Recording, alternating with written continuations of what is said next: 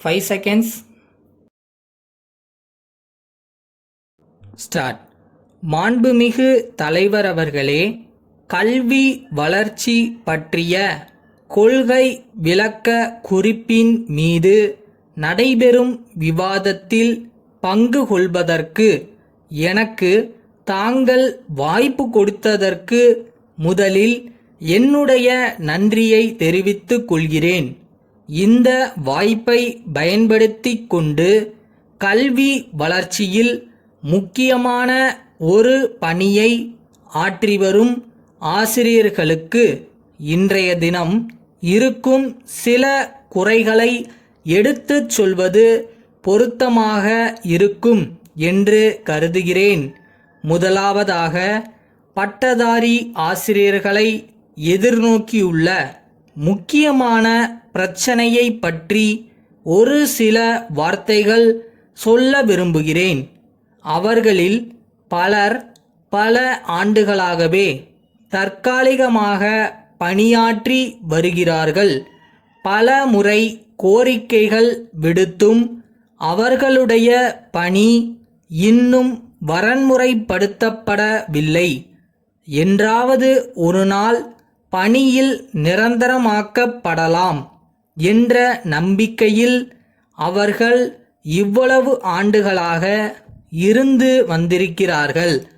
அந்த எதிர்பார்ப்பில் அவர்கள் திருமணமும் செய்து கொண்டு குடும்பஸ்தர்களாக ஆகிவிட்டார்கள். கணவன் மனைவி இருவருமே தற்காலிக ஆசிரியர்களாக இருக்கும் பல குடும்பங்களை நானே அறிவேன்.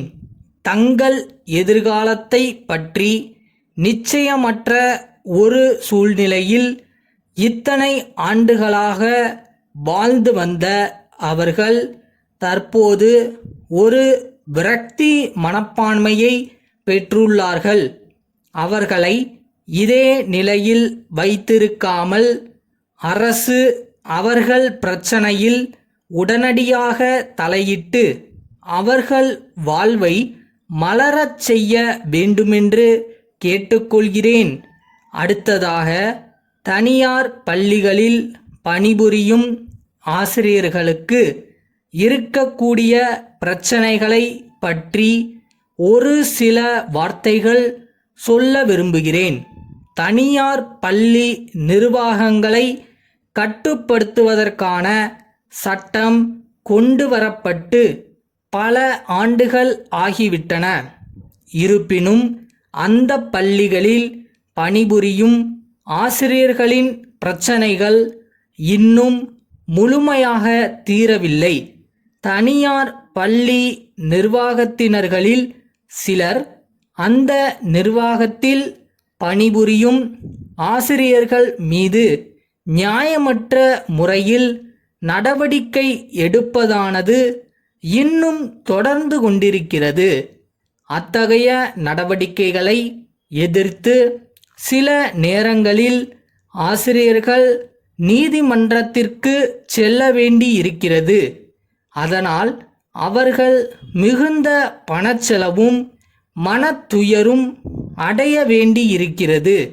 ஆகவே தற்போது இருக்கிற சட்டத்தை அரசு இன்னும் தீவிரமாக நடைமுறைப்படுத்துவதோடு அதை முழுமையாக பரிசீலித்து அதிலுள்ள பலவீனங்களை போக்குவதற்காக உரிய திருத்தங்களை கொண்டு வரவும் முன்வர வேண்டுமென்று கேட்டுக்கொள்கிறேன். ஆசிரியர்களுக்காக தனியே ஒரு வீட்டு வசதி வாரியத்தை அமைத்துள்ளதானது மிகவும் வரவேற்கத்தக்கது. அதற்காக இந்த ஆண்டு அரசு எவ்வளவு நிதி ஒதுக்க இருக்கிறது என்று தெரியவில்லை.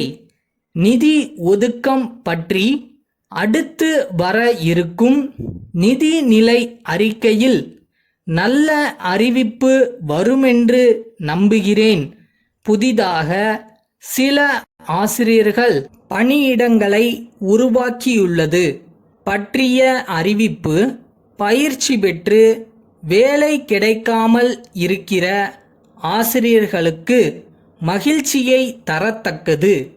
சென்னை மாநகராட்சியின் தனி அதிகாரிக்கு குமரப்பன் நகர் 3வது தெருவில் வசிக்கும் கோபாலன் எழுதிய 12 செப்டம்பர் 1980 தேதியிட்ட கடிதம். ஐயா, நான் வாழும் பகுதி முன்னர் பேரூராட்சி பகுதியாக இருந்தது. சில ஆண்டுகளுக்கு முன்புதான் சென்னை மாநகராட்சியில் சேர்த்து கொள்ளப்பட்டது. மாநகராட்சியின் பழைய எல்லையை ஒட்டியே இந்த குடியிருப்பு பகுதி அமைந்துள்ளது.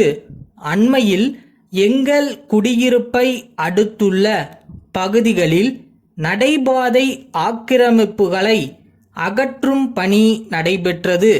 இது வரவேற்கத்தக்கதாக இருந்தபோதிலும் இதன் காரணமாக மற்றொரு பிரச்சனை தற்போது ஏற்பட்டுள்ளது.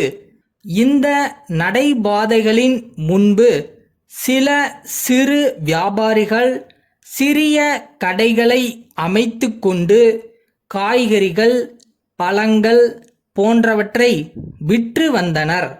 அவர்களுடைய கடைகள் அகற்றப்பட்ட பின்னர் அவர்கள் எங்கள் பகுதிக்கு வந்து தெரு ஓரங்களில் வியாபாரம் செய்ய ஆரம்பித்துள்ளார்கள். எங்கள் பகுதியிலுள்ள வீதிகள் ஏற்கனவே குறுகலாக இருப்பதால் இந்த தெரு ஓர கடைகள் இடைஞ்சலை ஏற்படுத்தும். எனவே வியாபாரிகளுக்கு இங்கு ஓர் அங்காடி அமைக்க கருணையோடு பரிசீலிக்குமாறு வேண்டிக் கொள்கிறேன். தங்கள் நம்பிக்கையுள்ள. என்ன டயர்டா இருக்கா? இன்னும் கொஞ்ச நாள் தான், பக்கத்துல வந்துட்டேன். அப்புறமா ரெஸ்ட் எடுத்துக்கலாம். இப்போ போய் வேலையை பார்ப்போமா?